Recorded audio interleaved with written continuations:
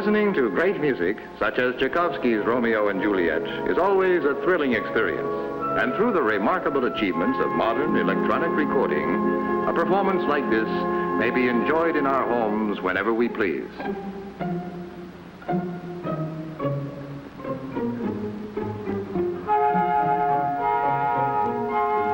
It's true, of course, that listening to music at home is a matter of personal preference and taste. Now, here's a man named Smith. He's the relax and drink in the beauty of it all type of listener. What have we here? Another Smith? He's of the look, Ma, I'm a conductor too school of listening. Looks like fun.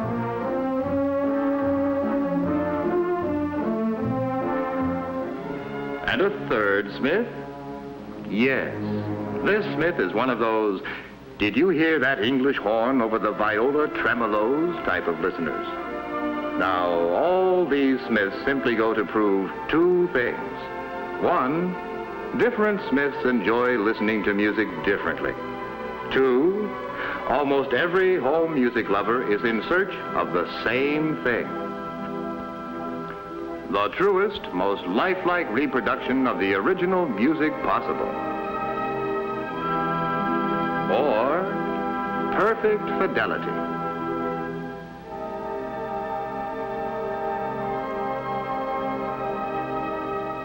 Or high fidelity.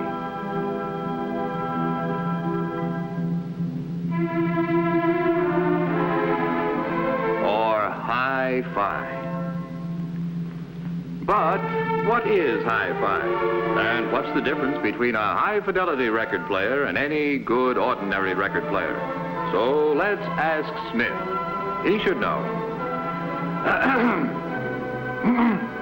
Excuse me. Could you tell us... Oh, yes, pardon me. You're listening, aren't you? Well, all right.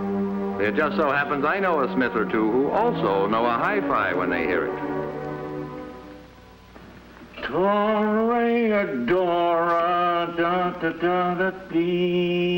No, that's not the hi-fi.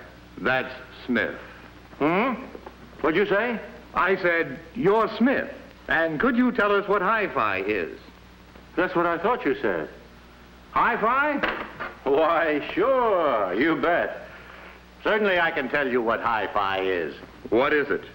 Hi-fi is sound reproduction from an instrument that has been especially designed and constructed to give you sound that will be, as nearly as possible, the same sound you would hear in the original playing. What you get in a hi-fi set is best described as presence, a feeling of life and nearness in the music. Once you've heard high-fidelity reproduction, you'll be hard to satisfy with anything less. Say, you really did know, didn't you?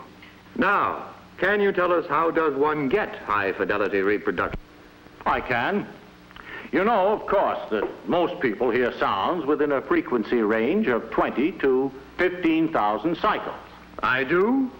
No, I don't. Well, you know that the phenomenon called sound is a wave in the air, pulsing at a certain speed.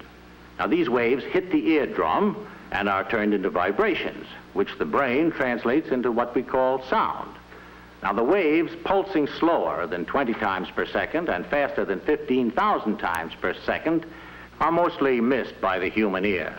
Now, these pulsations are referred to as cycles and are counted so many per second. Thus, the number of cycles per second in a given sound are described as its frequency. Are you with me? Not exactly with you, but somewhere nearby. Oh. Well, you can see the high and low frequency cycles of sound in that motion picture film you're showing. Now watch while I sing a low note. La. That was a low frequency sound, as you can see. Now, a high frequency sound. As you saw, that one pulsated much faster. Of course, most hi-fi enthusiasts insist that a hi-fi set must be able to reproduce all frequencies up to 15,000 cycles per second. Of course, when I build them... Yes. Well, what would you say it takes to be a do-it-yourself hi-fi enthusiast like yourself? Oh, doesn't take much. Only money, a thorough knowledge of electronics, a lot of spare time. Your wife threatens to leave you. But if you want real hi-fi, well... And that's one Smith speaking. There are others.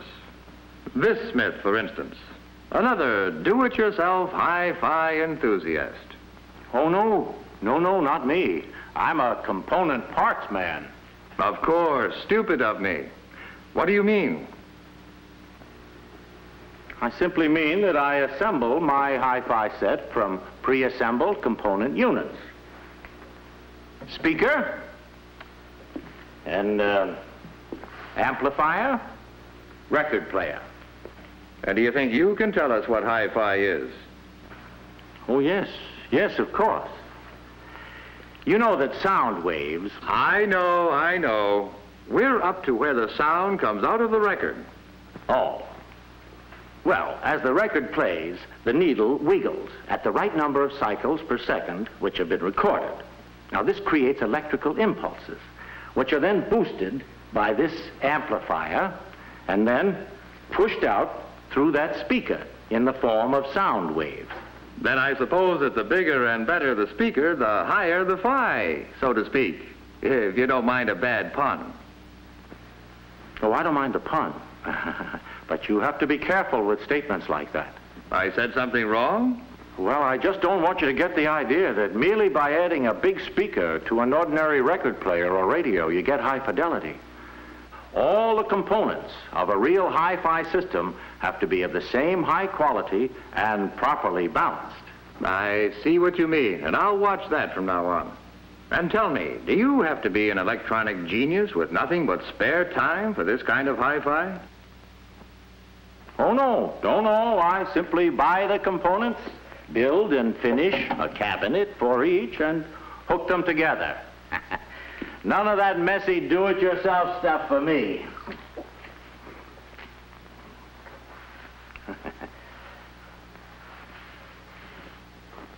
And there's still another Smith's opinion on the subject of hi-fi. Are there more? At least one. There's this Smith, who seems to be enjoying all the advantages of true hi-fi the easy way.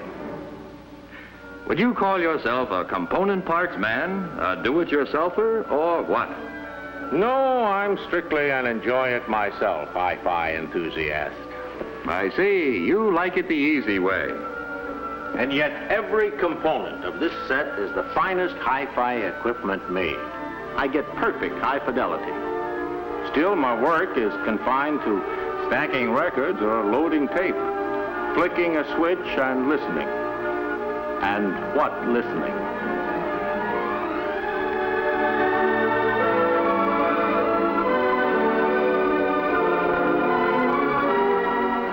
For monaural listening, it just can't be beat. I beg your pardon? For what kind of oral listening? Monaural. That's what I've been listening to. Music from one sound source, like a record or a radio. Then there's stereophonic sound. Perhaps I'd better let you hear the difference. That would be just dandy. Now, this is a stereotape player. The sound here has been recorded on the tape magnetically. But mind you, this stereophonic tape player is not just ordinary hi-fi. It isn't? No, sir. This is hi-fi plus. This is a new dimension in sound. This is what I want to hear already. Okay, but when I push the button on the tape, you'll have to turn off the projector. Have you got that? When I see you turn on the tape, I turn off the projector. Right. Now.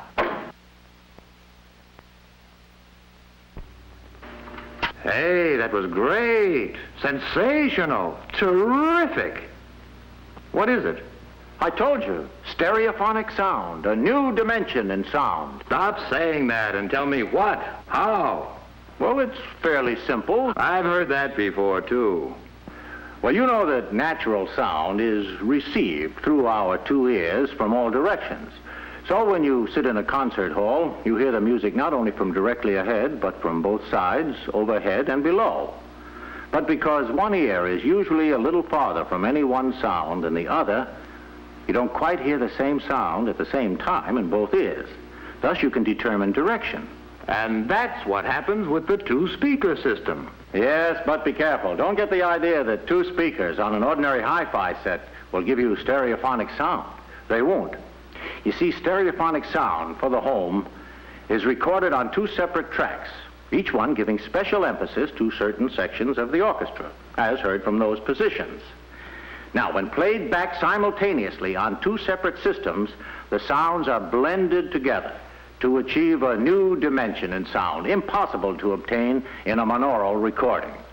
But I'm able to use the speaker on my regular hi-fi because the manufacturer has made provision for this sound of the future. You get the idea? Oh, yes, I've got it. But I wish you'd explain it to me. It's really very simple. Now, let's not start that again. You remember when these were standard equipment in every parlor? Sure, a stereoscope. Hey, a ray of light. Stereoscope, stereophonic. Right. That's where the name comes from, because the visual principle involved here has been applied to sound. The only difference between these two pictures is that they were photographed by cameras set slightly apart, about as far apart as the distance between one's two eyes.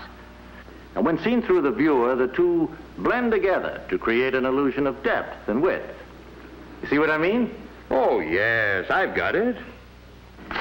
Now, in stereophonic recording, the same principle is used. Two separate groups of microphones are placed from 8 to 20 feet apart, and each group records on a separate track. I'm with you now. The separate sound tracks play over separate speaker systems. Correct. And when the listeners are centrally located in front of the two speaker systems, they get the illusion of sound coming from a wide area, as if a full orchestra were in the room. Sounds great. But who can afford a full orchestra in the living room? Or even a reasonable facsimile? You can. Nearly everyone can. They're amazingly inexpensive. And new and more exciting stereophonic tapes are being put on the market every day. Would you like to hear a sample? I'm with you. All right, let's try Ferdy Groffet's Grand Canyon Suite, as recorded by the Boston Pops Orchestra, with Arthur Fiedler conducting. It'll make you feel as if you're really in the Grand Canyon. Wait a minute. I can do a few tricks, too, you know. You let me hear the Grand Canyon, and I'll let you see it. It's a deal. Are you ready? Let her go.